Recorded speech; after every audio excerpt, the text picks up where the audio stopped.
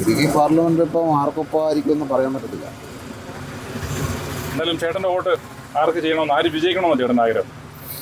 ഇപ്പോഴത്തെ നേരിൽ ആര് ജയിച്ചിട്ടും കാര്യമൊന്നുമില്ല. അതൊരു കാഴ്ചപ്പാടാണോ ചേട്ടനുള്ളത്?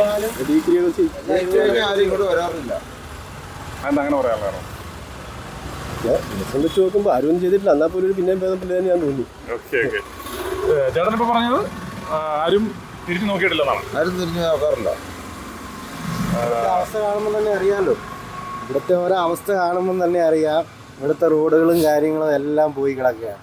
ഒരു തരത്തിലുള്ള വികസനം ഇവിടെ നടന്നിട്ടില്ല. അതൊക്കെ ഉള്ളൂ. അതുകൊണ്ട് ആരിവിടെ ഭരിച്ചാലും ഇതേപോലത്തെ അവസ്ഥയൊക്കെ തന്നെ ഇനിയും വരാൻ പോകും.